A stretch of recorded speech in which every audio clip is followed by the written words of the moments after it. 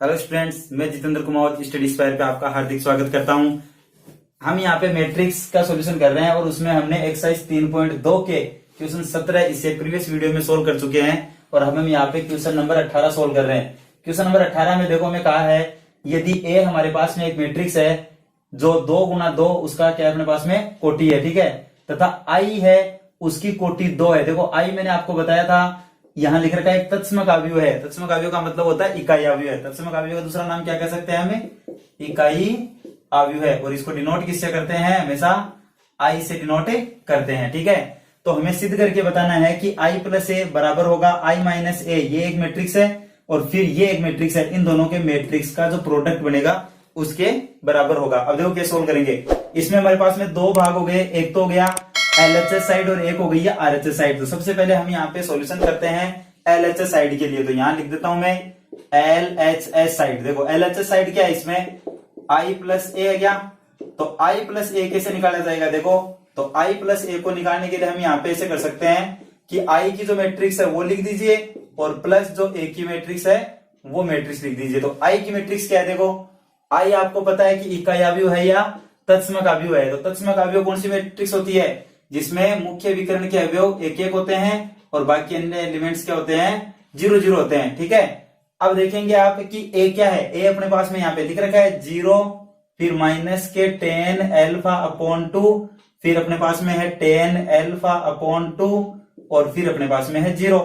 अब आपको क्या करना है? इन दोनों का ऐड करना है। तो इन दोनों का ऐड करोगे तो आपको रिजल्ट में मिल जाएगा आई प्लस ए। और आई प्लस ए का मतलब आपके पास में ये मैट्रिक्स बन गई है। एक में 0 ऐड करोगे तो 1 रहेगा, 0 में से 10 एल्फा अपॉन 2 माइनस करोगे तो माइनस का बन जाएगा 10 एल्फा अपॉन 2। फिर यहाँ पे आप लिखोगे 0 प्लस 10 एल्फा अपॉन 2, तो यहाँ पे रिजल्ट में होगा 10 एल्फा अपॉन 2 और 1 में जब आप 0 ऐड करोगे तो आपको रिजल्ट 1 मिल जाएगा। ये आपका इसका एलएचएस पार्ट है, वो हमें मिल चुका है। यानी कि आप यहाँ पे कह सकते हैं कि एलएचएस इज इक्वल टू ये हमें मिला है, ठीक है। अब हम देखो सबसे पहले आरएचएस को सोल्व करने के लिए आई माइनस ए निकालेंगे, फिर आई माइनस ए की जो मैट्रिक्स आएगी उस मैट्रिक्स को इस मैट्रिक्स से मल्टीप्लाई कर देंगे। तो यहाँ पे देखते हैं आई माइनस ए क्या आ रहा है अपने पास में। तो यहां लिख देता हूं मैं आरएचएस की एक टर्म है आई माइनस ए, वो लिखूंगा मैं पहले तो, और फिर हम क्या करेंगे उस मैट्रिक्स से इसको मल्टीप्लाई करेंगे। तो मैट्रिक्स लिख देता हूं यहाँ पे मैं कोस एल्फा माइनस के साइन एल्फा, फिर अपने पास में है साइन एल्फा और फिर है कोस एल्फा। अब देखो आई माइनस ए कैसे निकालेंगे। तो आई माइनस ए निकालने के लिए आई की मैट्रिक्स लिख दो, फिर माइनस कर दो किसकी मैट्रिक्स? ए की मैट्रिक्स, और इसका जो रिजल्ट आता है उसको क्या करना है हमें? उस रिजल्ट को क्या कर देना है? उस मैट्रिक्स से मल्टीप्लाई करना है, ठीक है। तो आई का मतलब तो हो गया 1 0 0 1 माइनस ए का रिजल्ट आपको पता है, ए आपको गिवन है 0 माइनस के 10 एल्फा अपॉन 2, फिर 10 एल्फा अपॉन 2 और फिर 0। और फिर आप यहाँ पे ये मैट्रिक्स वापस लिखोगे कोस एल्फा माइनस साइन एल्फा, फिर साइन एल्फा और फिर कोस एल्फा, ठीक है। अब आप इसे जब सोल्व करेंगे तो इसमें से इसको आपको माइनस करना है। तो माइनस जब करोगे आप तो आपको मैट्रिक्स क्या मिलेगी? यहाँ पे देखते हैं जरा, सिंपल सी मैट्रिक्स मिलेगी हमें 1 माइनस 0, यानी कि 1 0 माइनस माइनस, यहाँ पे क्या है? माइनस का साइन है तो ये हो गया प्लस। तो आप इसे कहेंगे कि ये हमें मिल गया प्लस का 10 एल्फा अपॉन 2, ये प्लस का 10 एल्फा अपॉन 2 है। फिर ये हो गया आपके पास में माइनस के 10 एल्फा अपॉन 2 और यहाँ पे हो गया आपके पास में 1। अब इसको आपको मल्टीप्लाई करना है, किससे मल्टीप्लाई करेंगे आप इसको? कोस एल्फा, फिर माइनस के साइन एल्फा, फिर साइन एल्फा और फिर कोस एल्फा से। चलिए अब देखो इन दोनों का मल्टीप्लाई देखते हैं। एक को जब आप कोस एल्फा से मल्टीप्लाई करोगे तो यहाँ पे आपके पास में क्या रिजल्ट बनेगा देखते हैं। यहां आप देखो जब मल्टीप्लाई करोगे एक को कोस एल्फा से तो यहाँ पे बन गया है आरएचएस, लिख देता हूं मैं आरएचएस इज इक्वल टू, जो मैट्रिक्स बनेगी वो लिख रहा हूं कोस एल्फा। एक को जब कोस एल्फा से मल्टीप्लाई करोगे तो कोस एल्फा 10 एल्फा अपॉन 2 को साइन एल्फा से करोगे तो लिखोगे plus 10 alpha upon 2 into sine alpha, ठीक है। अब आगे चलेंगे तो एक को मल्टीप्लाई करोगे माइनस के साइन एल्फा से तो यहां पे लिखोगे माइनस के साइन एल्फा, माइनस के साइन एल्फा। फिर आगे चलोगे तो अब टेन एल्फा अपॉन 2 को मल्टीप्लाई करोगे कोस एल्फा से तो लिखोगे plus tan alpha upon 2 into cos alpha. क्या लिखोगे? प्लस के tan alpha upon 2 into cos alpha. फिर अब नीचे की साइड में जब आप मल्टीप्लाई करोगे तो माइनस का टेन एल्फा अपॉन 2 मल्टीप्लाई होगा कोस एल्फा से, तो यहां लिखोगे माइनस के कोस alpha into tan alpha upon 2। फिर यहां पे आप जब 1 से मल्टीप्लाई करोगे तो लिखोगे प्लस के साइन एल्फा। और नेक्स्ट जब आप मल्टीप्लाई करोगे तो माइनस का हो जाएगा प्लस का, और प्लस का लिखोगे sine alpha into tan alpha upon 2, sine alpha into tan alpha upon 2। और फिर यहां पे आप कर दोगे प्लस के कोस एल्फा, तो यहां लिख देंगे हम प्लस के कोस एल्फा। ठीक है, अब देखो ये RHS पार्ट हम सोल्व कर रहे हैं, तो इधर लिख देते हैं थोड़ा सा कि RHS इज इक्वल टू हमारे पास में क्या मिल रहा है वो लिखेंगे हम। ये जो टेन एल्फा अपॉन 2 है इसे हम सोल्व करके साइन अपॉन कोस की टर्म में लिख सकते हैं, तो यहां पे लिख देंगे हम, ये हमारे पास में कोस एल्फा है, इसको लिख देंगे साइन एल्फा अपॉन 2 अपॉन कोस एल्फा अपॉन 2, और इंटू में हमारे पास में है साइन एल्फा। ठीक है, आगे चलेंगे तो फिर माइनस का साइन है, और फिर यहां लिख देंगे साइन एल्फा, ऐसा कैसा ही, और टेन एल्फा अपॉन 2 को फिर से क्या लिख देंगे साइन एल्फा अपॉन 2 अपॉन कोस एल्फा अपॉन 2, और इंटू में कौन अपने पास में कोस एल्फा, तो यहां पे लिख देंगे कोस एल्फा। ठीक है, अब चलते हैं नीचे यहां पे लिखेंगे माइनस के कोस एल्फा इंटू वही 10 को लिख देंगे साइन एल्फा अपॉन 2, और अपॉन में कोस एल्फा अपॉन 2। ठीक है, फिर प्लस में कौन अपने पास में साइन एल्फा। ओके, अब नेक्स्ट में यहां पे क्या है, ये दोनों ही प्लस की टर्म है, तो यहां प्लस में लिखेंगे कि एक तो लिख देंगे साइन एल्फा, और इस टेन एल्फा को लिख देंगे साइन एल्फा अपॉन 2 अपॉन कोस एल्फा अपॉन 2, और फिर प्लस में लिख देंगे यहाँ पे कोस एल्फा। ये मैट्रिक्स बन गई अपने पास में। अब देखो क्या करना है, यहां पे आप देखेंगे तो इस टर्म में ना, यहां पे अपने पास में ये था कोस एल्फा है वो प्लस में है, सॉरी यहां पे लिखेंगे कोस एल्फा प्लस ये टर्म है। ठीक है, अब देखो यहां पे आप देखेंगे तो आपको पता चलेगा कि इसके अपॉन में कुछ नहीं तो 1 है, और इसके अपॉन में कोस एल्फा अपॉन 2 है, तो कोस एल्फा अपॉन 2 यहाँ पे एलसीएम लिया जा सकता है। इसी तरह से इस टर्म में भी आप देखेंगे तो इसके अपॉन में 1 है, और यहाँ पे कोस एल्फा अपॉन 2 है, यानी कि हम कह सकते हैं कि हर टर्म में कोस एल्फा अपॉन 2 है वो यहाँ पे एलसीएम लिया जा सकता है। तो अब आप कहेंगे कि RHS है वो क्या बन रहा है, देखना RHS में बन गया, देखो यहाँ पे कोस alpha upon 2 into cos alpha, फिर प्लस के साइन एल्फा अपॉन 2 और इंटू साइन एल्फा, और इसका जो एलसीएम था क्या था अपने पास में, इसका एलसीएम था कोस एल्फा अपॉन 2।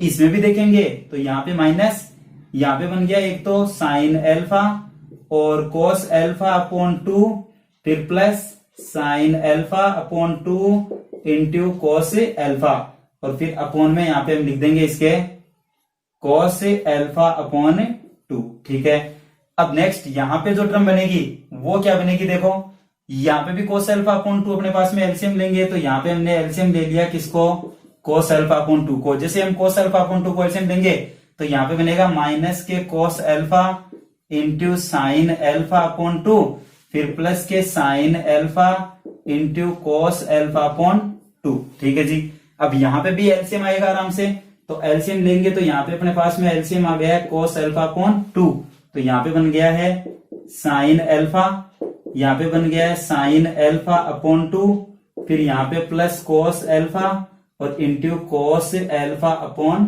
2। ठीक है, ये एलसीएम बनने के बाद में अब देखें आप इसको थोड़ा ध्यान से, यहां पे हम देखेंगे तो सर ये ऊपर की जो टर्म है ना कोस एल्फा अपॉन 2, कोस alpha plus sine alpha upon 2 और साइन एल्फा, ये अपने पास में एक फॉर्मूला बन रहा है किस चीज का, तो आप यहाँ पे कहेंगे सर ये जो फॉर्मूला है वो हमारे पास में बन गया है किस चीज का, यहां लिख देता हूं मैं RHS इज इक्वल टू, ये फॉर्मूला किस चीज का बन गया, देखो कोस दोनों पास में साइन है, तो यहां पे बन गया है कोस एल्फा माइनस एल्फा अपॉन 2 का, और नीचे इसके अपॉन में कौन है cos अल्फा अपॉन 2 है, ठीक है। आगे वाला फॉर्मूला किसका बन गया, देखो इसमें आ रहा है sin a cos b, ठीक है, sin a cos b minus cos a sin b। तो ये फॉर्मूला आपके पास में बन गया है sine alpha upon 2 minus alpha के लिए, ठीक है। और अपॉन में क्या बन गया अपने पास में, इसके भी cos एल्फा अपॉन 2 ही रहेगा, ठीक है।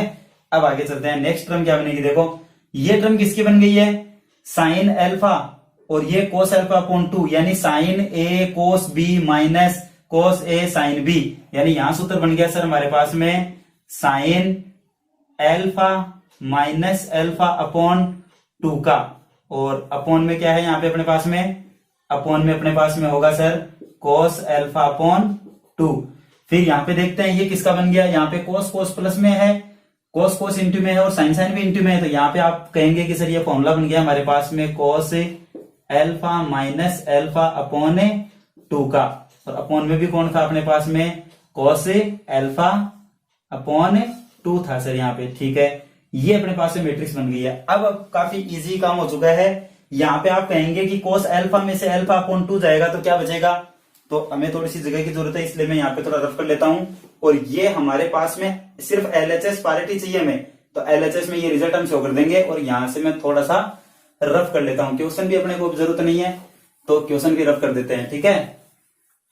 तो अब देखो इस पार्ट को यदि आप थोड़ा सोल्व करेंगे और तो इसके बाद में क्या रिजल्ट आने वाला है, देखना ये वाला जो अपना RHS था ना, तो मैं यहाँ पे सोल्व कर देता हूं। RHS इज इक्वल टू क्या मिलेगा, यहां से देखो cos एल्फा, एल्फा में से एल्फा अपॉन 2 जाएगा तो एल्फा अपॉन 2 बच जाएगा।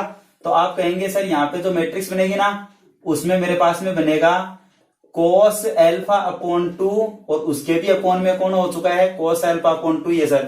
फिर यहाँ पे क्या बना, देखो एल्फा अपॉन 2 में से एल्फा माइनस करेंगे ना तो माइनस का एल्फा अपॉन 2 बचेगा और वो माइनस बाहर आ जाएगा तो आप कहेंगे माइनस के साइन एल्फा अपॉन 2 बच गया सर। और अपॉन में अपने पास में ऑलरेडी कौन है, cos एल्फा अपॉन 2 है, ठीक है। अब नीचे की साइड में क्या बन रहा है इसमें देखना जरा थोड़ा सा, यहाँ पे क्या बन गया, एल्फा में से एल्फा अपॉन 2 जाएगा तो एल्फा अपॉन 2 ही बचेगा।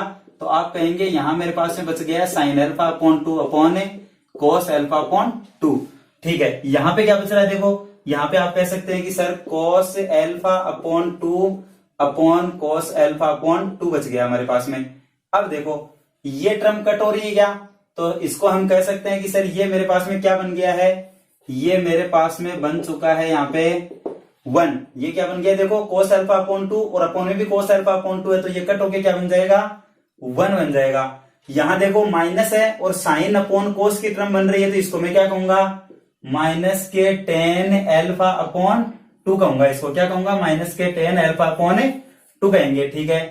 अब देखो जरा नीचे की साइड में क्या कह रहा है, यहाँ पे साइन अपॉन कोस हो रहा है डायरेक्टली तो इसको क्या कह दूंगा मैं, 10 एल्फा अपॉन 2 कह देंगे सर। और ये कोस अपॉन कोस कितना हो गया, फिर से 1 हो गया। तो देखो मेरा RHS क्या आ रहा है, ये मेरा RHS है और ये मेरी मैट्रिक्स आई है। RHS की मैट्रिक्स कौन सी बन रही है, ये मैट्रिक्स बन रही है। और ये मेरा LHS है और ये LHS की मैट्रिक्स है। तो क्या आप इन दोनों में ना, इन दोनों मैट्रिक्स में कंपैरिजन करके देख सकते हो कि दोनों मैट्रिक्स बिल्कुल कैसी है, सेम है। तो हम कह सकते हैं कि अपना जो क्वेश्चन है वो प्रूव हो चुका है। और अंत में आपको क्या लिखना है कि LHS is equal to RHS। ये अपना क्वेश्चन प्रूव हो चुका है।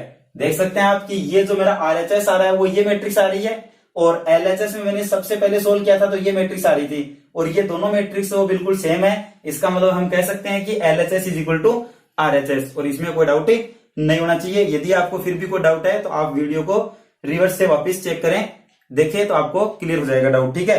अब हम देखते हैं नेक्स्ट क्वेश्चन। क्वेश्चन नंबर है अपना नेक्स्ट 19, जिसमें आपको बोला हुआ है कि एक आपके पास में कोई व्यापार संघ है और उस व्यापार संघ में कुछ पैसे हैं, जैसे कि उन्होंने बोल रखा है इसमें कि 30,000 रुपए उनके पास में उपलब्ध है और उन 30,000 रुपए को उनको 2 बॉन्ड के द्वारा यानी 2 भागों में विभाजित करके किसी प्रोजेक्ट में जैसे मान लो लगाना है उनको।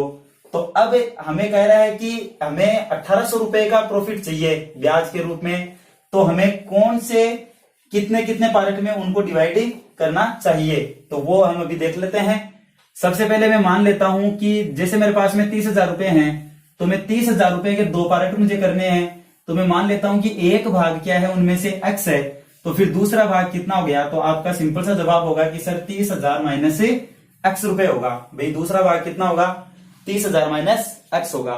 तो मैं मान लेता हूं, माना ये नेक्स्ट क्वेश्चन कर रहे हैं अपन 19 नंबर, तो यहां पे लिखेंगे माना प्रथम बॉन्ड की राशि, प्रथम बॉन्ड की राशि बराबर है एक्स रुपए।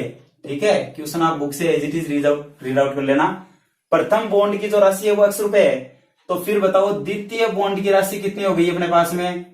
तो सर द्वितीय बॉन्ड की राशि की बात यदि हम करें यहाँ पे, तो वो राशि अपने पास में होगी जो रुपए होंगे वो सर 30,000 में से हम माइनस कर देंगे किसको, एक्स को, तो ये रुपए हो जाएंगे वो 30,000 माइनस एक्स रुपए। अच्छा अपने पास में कुल रुपए कितने हैं या कुल धन कितना है, तो आप कहेंगे सर कुल धन है वो है 30,000 रुपए अपने पास में एग्जैक्टली अवेलेबल है। यहां तक किसी को दिक्कत नहीं होनी चाहिए। ठीक है, ये हमने 30,000 रुपए के दो पार्ट कर लिए, एक पार्ट में एक्स रुपए रख लिए, दूसरे पार्ट में हमने 30,000 माइनस एक्स अपने आप ही हो जाएंगे। ठीक है, अब देखो अलग अलग इनकी ब्याज दर है। देखो ब्याज दर क्या बता रही, अपने को पर्सन ने बोला था कि प्रथम बॉन्ड पर 5% वार्षिक और द्वितीय बॉन्ड पर 7% वार्षिक ब्याज प्राप्त होता है। तो हम पहले एक काम कर लेते हैं, ये जो अपना मूलधन है, राशि का मतलब मूलधन है, तो मूलधन से जो अवयव बन रही है वो बना लेते हैं। तो लिख दो यहां पे मूलधन से बनी अवयव है, मूलधन से बनी अवयव है, यानी मूलधन से जो अवयव हमें मिल रही है वो अवयव हम यहां बना लेते हैं। और वो अवयव बहुत ही सिंपल है, फर्स्ट एलिमेंट आपके पास में एक्स होगा और दूसरा एलिमेंट होगा 30,000 माइनस एक्स, और ये हमारी मैट्रिक्स बन चुकी है। इसमें किसी को दिक्कत नहीं होना चाहिए। देखो मैट्रिक्स में कोमा का प्रयोग नहीं करते हैं, अलग अलग दिखाने के लिए कोमा बिल्कुल नहीं लगाना है, यहाँ पे ध्यान रखना।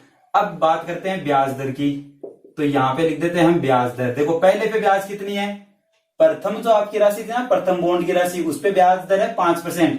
तो ब्याज दर वाली मैट्रिक्स है ना, उसको लिख देते हैं आर से, और मूलधन वाली को लिख देते हैं अपन ए से लिख देते हैं। ठीक है, तो ये ए मैट्रिक्स हो गई है। और आर मैट्रिक्स क्या बनेगी, देखो पहले वाले पे ब्याज कितना लग रहा था 5%, और देखो मैं आपको डायरेक्टली सोल्व करके बताता हूँ। 5% को जब आप रिमूव करोगे तो डिवाइड बाई 100 करना पड़ेगा, और डिवाइड बाई जब 100 करोगे तो ये वैल्यू हो जाएगी 0.05।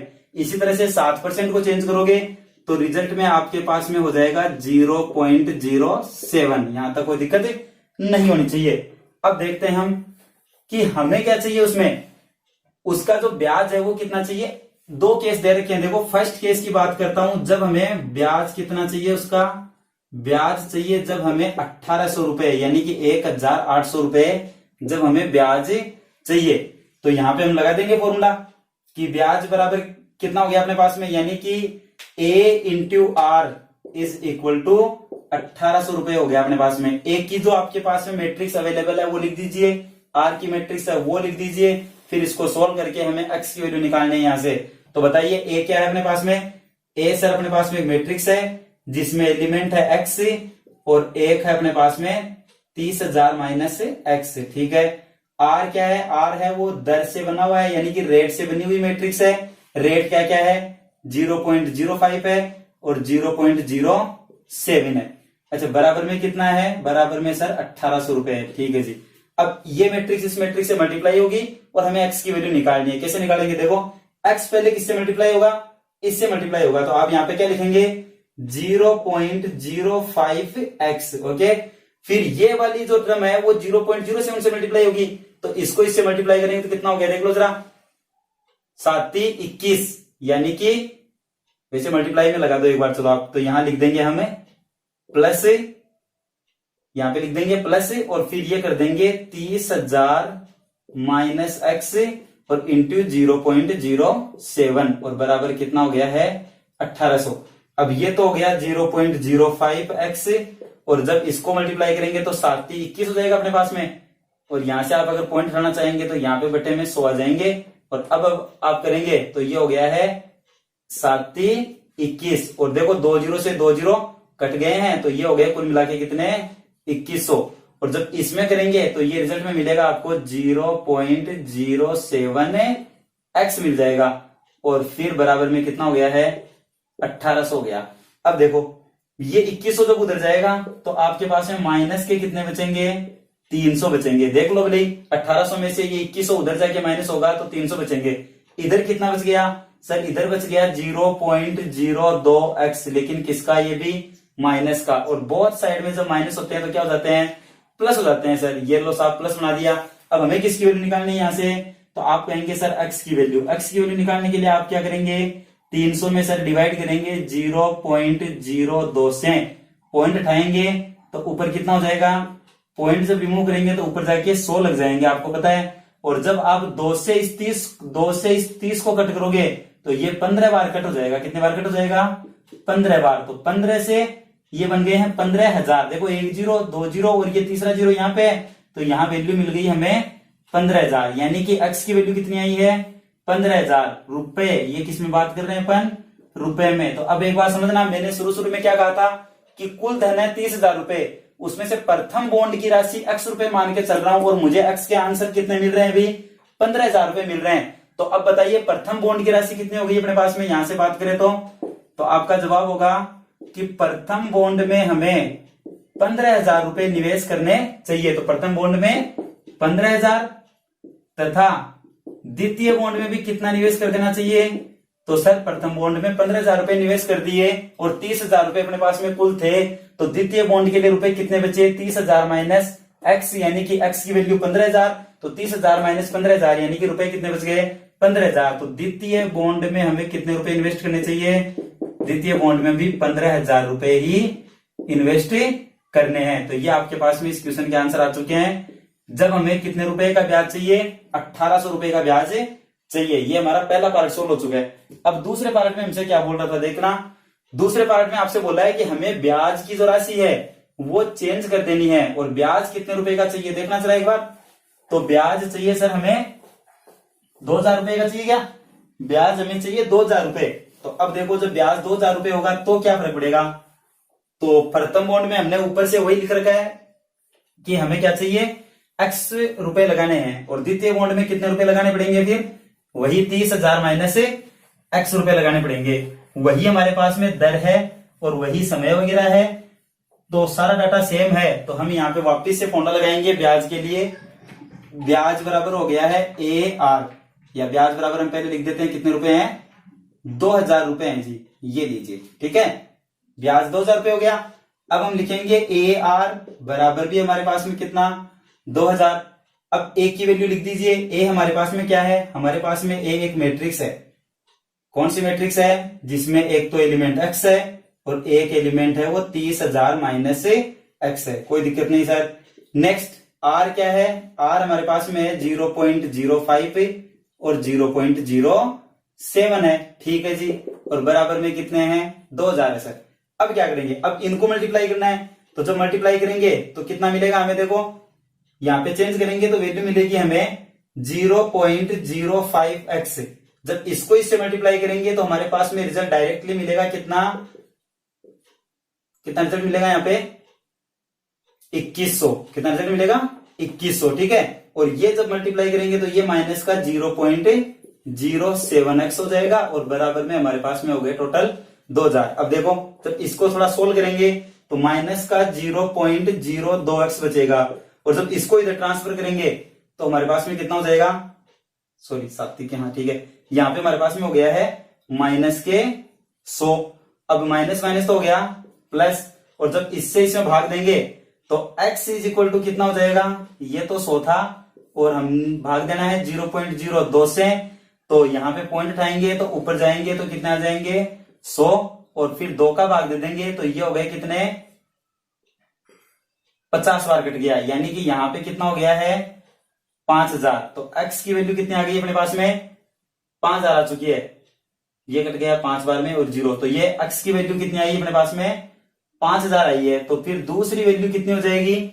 दूसरी वैल्यू देखो 30,000 में से 5,000 कम कर देंगे तो रुपए बच जाएंगे अपने पास में 25,000। यानी कि अगर हमें 2,000 रुपए का ब्याज प्राप्त करना है तो हमें क्या करना चाहिए? प्रथम जो अपना बॉन्ड है उस बॉन्ड में कितने रुपए इन्वेस्ट करने चाहिए? प्रथम बॉन्ड में 5,000 रुपए, तथा द्वितीय बॉन्ड में, अब द्वितीय बॉन्ड में कितने रुपए इन्वेस्टमेंट करने चाहिए हमें? तो द्वितीय बॉन्ड में सर 30,000 में से 5,000 रुपए कम कर दीजिए, यानी कि हमें 25,000 रुपए इन्वेस्टमेंट कर देने चाहिए और ये अपने क्वेश्चन का आंसर हो जाएगा। ठीक है, 5,000 रुपए और 25,000 रुपए। ठीक है, अब नेक्स्ट क्वेश्चन है कि किसी स्कूल की पुस्तकों की दुकान में 10 दर्जन बुक्स है, वो किसकी है? केमिस्ट्री की है, अर्थात रसायन विज्ञान की है। और फिर हमें बोला जा रहा है कि ये बता दिया आपको 10 दर्जन रसायन विज्ञान की है, 8 दर्जन है वो भौतिक विज्ञान की यानी कि फिजिक्स की बुक्स है। और फिर साथ में आपको बोला गया है कि 10 दर्जन है वो अर्थशास्त्र की बुक्स आपके पास में अवेलेबल है यहाँ पे। ठीक है, अब अपने से क्या बोला जा रहा है क्वेश्चन में कि इनकी जो रेट है वो क्या है? तो इन्होंने कहा है कि इन पुस्तकों का मूल्य है वो क्रमशः ₹80, ₹60 और ₹40 प्रति पुस्तक है। अव्यूह बीजगणित के सिद्धांत का प्रयोग करके हमें यह बताना है कि इन पुस्तकों को बेचने से कुल कितने रुपए प्राप्त हो जाएंगे। तो देखो, सबसे पहले हम बात करते हैं बुक्स की। तो बुक्स कितनी कितनी है वो भी हमें लिख रखी है, किसमें? दर्जन्स में लिख रखी है। तो दर्जन को सोल्व करेंगे तो दर्जन का मतलब कितना हो गया है? एक सेट, और उस सेट में होती है कितनी पुस्तकें? 12 पुस्तकें, यानी कि 12 पुस्तकों के कितने कितने जोड़े बता रखे हैं हमें, वो हम यहां से लिख लेते हैं। तो पुस्तक की बात करते हैं सबसे पहले क्वेश्चन नंबर 20 के लिए। तो यहां पे लिख देता हूं मैं पुस्तकों का विवरण। क्या है पुस्तकों का विवरण? पुस्तकों का विवरण यदि हम देखेंगे तो हमें पता चलेगा कि यहां पे अपने पास में पुस्तकें हैं 10 दर्जन रसायन विज्ञान, यानी कि मैं ये कह सकता हूं कि रसायन विज्ञान की बुक्स कितनी है ये बता दीजिए। तो आप कहेंगे सर रसायन विज्ञान की बुक्स हो गई 10 है और दर्जन में होती है 12 है, तो 10 गुणा 12 हो गए सर 120। यहां तक वो दिक्कत नहीं है। उसके बाद में किसकी बात कर रहे हैं हम? भौतिक विज्ञान। भौतिक विज्ञान यानी कि फिजिक्स। तो फिजिक्स की पुस्तक कितनी है बताओ जरा, कितनी उसके पास में दर्जन है? तो 8 दर्जन है सर। तो 8 दर्जन का मतलब 8 गुणा 12 और 12 इंटे 96। ठीक है, उसके बाद में किसकी पुस्तक है? उसके बाद में पुस्तक है यहाँ पे अर्थशास्त्र की। ठीक है, अर्थशास्त्र की पुस्तक है सर। तो अर्थशास्त्र की कितनी पुस्तकें हैं? अर्थशास्त्र की पुस्तकों है उसके पास में 10 दर्जन ये है। तो यहाँ पे लिख देंगे 10 गुणा दर्जन में होती है 12, इसका मतलब 120 ही ये है। ठीक है, अब देखो सबसे पहले हम क्या करेंगे, यहाँ पे पुस्तकों की आव्यूह बना देंगे। पुस्तकों की आव्यूह है, और पुस्तकों की आव्यूह कैसे बनाएंगे? पुस्तकों की आव्यूह हम बना देंगे यहाँ पे, पुस्तकों की आव्यूह बना सकते हैं कुछ इस तरह से बना सकते हैं। तो पुस्तकों की आव्यूह बन गई हमारे पास में, पहले में 120 है, फिर 96 है और फिर 120 है। ये हमारे पास में आव्यूह है बन गई है। और हम इसको नाम दे देते हैं कुछ भी, जैसे हम इसको नाम दे देते हैं कि ये आव्यूह है वो ए है। ठीक है, कोई दिक्कत नहीं है। अब क्या करना है, इनके मूल्य की बात कर रही है, तो मूल्य, और मूल्य कितना कितना है देखो, रसायन विज्ञान की बुक है उसका मूल्य कितना है, तो मूल्य से संबंधित बात कर रहे हैं। और किसकी? रसायन विज्ञान की। तो रसायन विज्ञान की किताब का जो मूल्य है वो हमें बता रखा है। कितने रुपए रसायन विज्ञान के? 80 रुपए है। तो यहाँ पे लिख देंगे रसायन विज्ञान का जो मूल्य है वो 80 रुपए के हिसाब से है। और फिर उसके बाद में अपनी भौतिक विज्ञान है, तो भौतिक विज्ञान का मूल्य किस हिसाब से हो गया है? भौतिक विज्ञान की जो किताब है वो आती है 60 रुपीज में, यानी कि 60 रुपए में आती है सर। और उसके बाद में अर्थशास्त्र की जो किताब है वो हमारे पास में आती है कितने रुपए में? अर्थशास्त्र की जो किताब है वो है 40 रुपए में। ठीक है, अब देखो इनके जो रुपए दे रखे हैं यानी जो मूल्य दे रखा है उससे बनने वाली जो आव्यूह है वो बना लीजिए। तो मूल्य की जो आव्यूह है वो कैसे बनेगी? तो मूल्य की आव्यूह को, मूल्य है इसमें तो अपन इसको लिख देते हैं ए से लिख देते हैं, चलो ठीक है। और ये कितना है? ये हो गया सर हमारे पास में 80, 60 और 40। ये लीजिए 80, 60 और 40 का हमने बना दिया है ये। ठीक है, अब हमें क्या करना है? हमें करना है इनको टोटल कॉस्ट निकालनी है। तो देखो कुल कितने रुपए प्राप्त होंगे, तो कुल राशि कितनी होगी वो निकालने के लिए हम लिखेंगे यहाँ पे A इंटू आर। ठीक है, A इंटू आर। एक काम करो, पुस्तकों की संख्या वाली को तो A माने रखा है हमने, और इसको ये जो मूल्य वाली है ना यानी ये इनकी दर है, रेट है, तो AR इसको मान लेते हैं। ठीक है, तो हम यहाँ पे निकालेंगे कुल राशि AR। अब एक की जो मैट्रिक्स है वो लिख दीजिए। तो एक की मैट्रिक्स आपको पता है आराम से, क्या क्या एलिमेंट्स है उसमें? 120 यानी कि 120, 96 एंड फिर 120। ठीक है, और फिर आर की जो है वो लिख दीजिए इस R वाले में आपके पास में एलिमेंट्स में है 80, 60 एंड 40। अब क्या करना है, आपको इनको मल्टीप्लाई करना है, और इनको जब मल्टीप्लाई करेंगे तो जो मैट्रिक्स बनेगी उसका ऑर्डर क्या होगा, उसका ऑर्डर होगा सर 1 इंटू 1। तो आप यहाँ पे 1 इंटू 1 के लिए मैट्रिक्स बना लें। ये कितने के, देखो एक पंक्ति है और 3 इसमें स्तंभ है, इसमें 3 पंक्तियां हैं और 1 स्तंभ है, ठीक है जी। अब देखो 120 किससे मल्टीप्लाई होगा, 80 से होगा, तो यहां लिख दो 120 इंटू 80, फिर प्लस 96 किससे होगा, 96 इंटू 60, फिर प्लस 120 इंटू 40।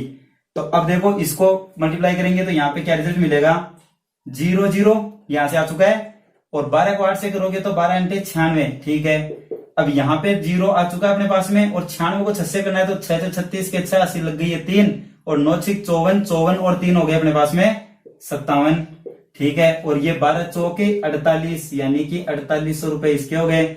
अब इन सब का क्या करना है, टोटल करना है।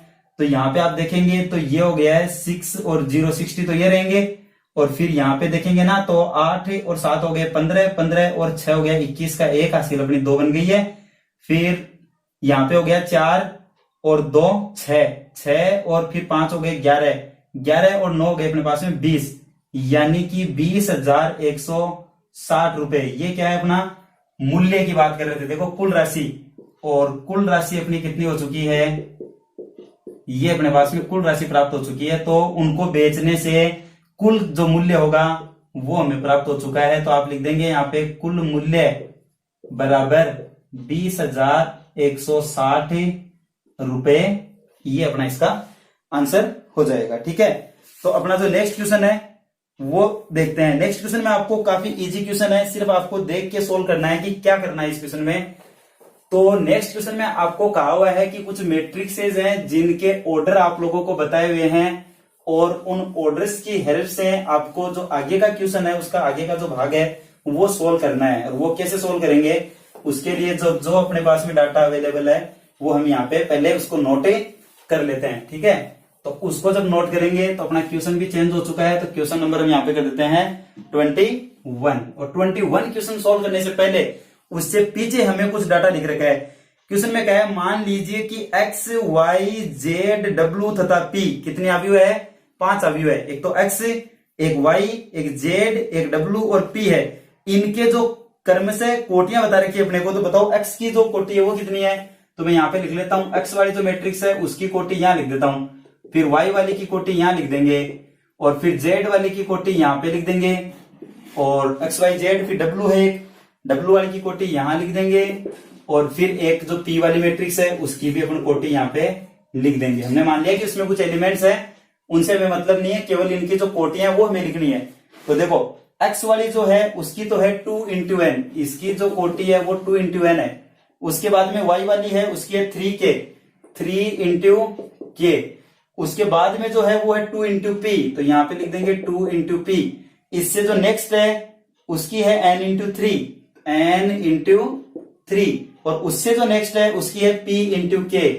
ये लीजिए, ये हमें डाटा दिया हुआ है। अब हमें क्वेश्चन नंबर 21 पे जाना है, जिसमें बोला है प्रश्न संख्या 21 में बोला है कि पी वाई प्लस डब्ल्यू वाई के परिभाषित होने के लिए एन के तथा पी पर क्या प्रतिबंध होगा। भाई एक तो किसकी बात करनी है हमें, पी वाई, और प्लस ए करना है हमें डब्ल्यू वाई। अब देखना जरा पी वाई और डब्ल्यू वाई में क्या, ये क्या बना रहा है अपने पास में, ये अपना क्वेश्चन नंबर 21 सोल्व कर रहे हैं। ये 21 से क्वेश्चन से पहले के डाटा अपने पास में अवेलेबल है, वो हमने यहाँ पे नोट कर लिया है। अब देखो पी की भी मैट्रिक्स है, और डब्ल्यू की भी मैट्रिक्स, ये वाई की भी मैट्रिक्स है, प्लस डब्ल्यू की भी मैट्रिक्स है, और वाई की भी मैट्रिक्स है। ये तो बात आपको क्लियर हो चुकी होगी। अब इनके ऑर्डर लिख दीजिए। पी का ऑर्डर कितना है, पी का ऑर्डर आप कहेंगे सर यहाँ पे लिख रखा है पी इंटू के है सर, पी इंटू के लिख देंगे, कोई दिक्कत नहीं। वाई का ऑर्डर कितना है सर, वाई का ऑर्डर देखो यहाँ पे लिख रखा है 3 इंटू के, ठीक है जी। नेक्स्ट डब्ल्यू का ऑर्डर कितना है, तो सर डब्ल्यू का ऑर्डर ये रहा n इंटू 3, तो यहाँ लिख देंगे सर n इंटू 3, और इसी तरह से y का ऑर्डर फिर लिखेंगे तो y का ऑर्डर 3 इंटू के है। यहां तक कोई दिक्कत नहीं है। अब देखो ये मैट्रिक्स इस मैट्रिक्स से मल्टीप्लाई हो रही है पहले, तो मैट्रिक्स मल्टीप्लाई होने की शर्त क्या है, तो आप कहेंगे सर ये जो पहली मैट्रिक्स होती है ना, फर्स्ट मैट्रिक्स इसको बोल रहा हूं एक बार, तो फर्स्ट मैट्रिक्स के कॉलम की जो संख्या है वो दूसरी मैट्रिक्स की पंक्तियों की संख्या के बराबर होनी चाहिए। दूसरी मैट्रिक्स ये है ना, तो पहली की कॉलमों की संख्या दूसरी की पंक्तियों की संख्या के बराबर होनी चाहिए। इसका मतलब सर ये के है ना, वो क्या होना चाहिए कायदे से, के है वो 3 के बराबर होना चाहिए। ठीक है, फिर आगे चलते हैं। यहाँ पे ये 3 है वो 3 के बराबर है, कोई दिक्कत नहीं है। अब देखो के का वैल्यू कितनी मिल चुकी है आपको, 3 मिल चुकी है यहां से। और अब इन दोनों का क्या करना है, हमें जोड़ करना है क्या। तो अपने को क्वेश्चन में ये पूछा होगा कि इसके जो ऑप्शन है उसमें आपसे बोल रहा है कि के की वैल्यू कितनी है, 3 है। के की वैल्यू 3 हमें मिल चुकी है। और फिर देखिए ये मैट्रिक्स किस ऑर्डर की बनेगी, ये मैट्रिक्स है वो किस ऑर्डर की बनेगी। देखो इन दोनों को मल्टीप्लाई करने पर जो रिजल्ट मिलेगा ना हमें, वो क्या मिलेगा, वो मिलेगा सर यहाँ पे पी के, भाई पी इसका और के इसका, फिर प्लस क्या करना है हमें, ये मैट्रिक्स इसमें ऐड करनी है जो कि होगी एन गुणा के की। अब बताओ इन दोनों का क्या करना है, हमें सम करना है। तो सम करने के लिए क्या कंडीशन है, इन दोनों का जो कोटि है वो क्या होनी चाहिए, समान होनी चाहिए। तो समान कब होगी, जब p किसके बराबर होगा, n के। देखो यहाँ पर भी k है, यहाँ पर भी k है, कोई दिक्कत नहीं, लेकिन ये p है ना वो किसके बराबर होना चाहिए, n के। तो हमारा रिजल्ट हो गया p तो n के बराबर होना चाहिए। और थोड़ी देर पहले हमने रिजल्ट देखा था कि k का मान कितना होना चाहिए, 3 होना चाहिए। तो हम यहाँ पे कह देंगे k बराबर 3 और चेक करेंगे ऐसी वैल्यू कौन से ऑप्शन में हमें बताई हुई है। तो आप कहेंगे सर ऐसी वैल्यू हमें बता रखी है ऑप्शन नंबर ए में। ऑप्शन नंबर ए में बोलता है k बराबर 3 होना चाहिए और p बराबर n होना चाहिए। तो आपका जवाब हो जाएगा इसमें ए वाला भाग। ठीक है, और इसी पे आधारित एक क्वेश्चन और बच गया है जिसको हम अभी सोल्व कर लेते हैं। उस क्वेश्चन में हमें बोला जा रहा है कि ये वैल्यू दे रखी है हमें, ये जो x y z और जो w और ये अपना है ना p, इनके तो कोटि है वो तो यही है। और अब अपने से बोल रहा है कि n बराबर p है, n बराबर क्या हो यदि p हो, ये क्वेश्चन नंबर 22 की बात हो रही है। n बराबर p हो तो अब ये 7x माइनस 5z की कोटि क्या होगी, 7x माइनस 5z की कोटि बतानी है आपको। देखिए तो आप क्या लिखेंगे बोलो, x की कोटि लिख दो। x की कोटि कितनी है, 2 गुणा x की कोटि है सर हमारे पास में 2 गुणा n, ठीक है जी, माइनस 5z, z की कोटि कितनी है बताओ जरा, z की है सर 2 गुणा p, z की कोटि कितनी है 2 गुणा p। अब देखिए आप एक बार ध्यान से देखना, अगर इसने कहा है कि n किसके बराबर है, p के बराबर है, n और p के से आपस में ऑलरेडी बराबर है। तो देखो n और p तो अपने पास में पहले से ही बराबर है। तो अब है ना ये वाली मैट्रिक्स है ना वो कैसी बनेगी, ये 2 गुणा कुछ है, ये भी 2 गुणा कुछ है, लेकिन देखो सेम मैट्रिक्स में सेम मैट्रिक्स हटा सकते हैं।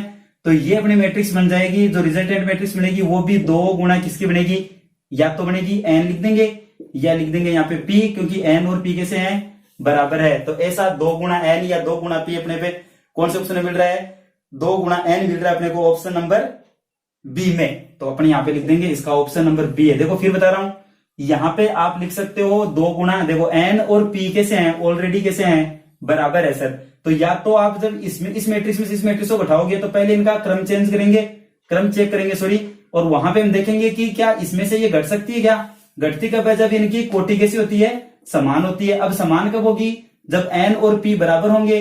तो जो रिजल्ट वाली मैट्रिक्स बनेगी वो भी ऐसी की ऐसी बनेगी, जैसा ऑर्डर इसका होता है या इसका होता है वही यहां बनना है। तो या तो 2 गुणा n बन जाएगी या 2 गुणा p बन जाएगी, क्योंकि n और p कैसे हैं दोनों बराबर है। तो अब अपने ऑप्शन में देखेंगे कि या तो हमें 2 गुणा n मिल जाए और या हमें 2 गुणा p मिल जाए। अब देखो अपने ऑप्शनों में 2 गुणा n मिल रहा है या 2 गुणा p मिल रहा है। तो आप देखेंगे तो पहले ऑप्शन में तो p गुणा 2 है, p गुणा 2 तो बिल्कुल ही डिफरेंट है 2 गुणा p से, तो ये तो नहीं हो सकता। 2 गुणा n, तो 2 गुणा n हमें इसमें आराम से मिल रहा है। फिर नेक्स्ट देखेंगे n गुणा 3 बिल्कुल नहीं है, p गुणा n भी नहीं है, यानी कि हमारा इसका बी ऑप्शन बिल्कुल सही है 2 गुणा n के लिए। तो 3.2 का कंप्लीट सॉल्यूशन इस वीडियो में हम प्रोवाइड करवा चुके हैं। नेक्स्ट वीडियो में हम देखेंगे 3.3 का सॉल्यूशन या उससे रिलेटेड कुछ टॉपिक्स को। तब तक के लिए जय हिंद, मिलते हैं आपसे अगली वीडियो में।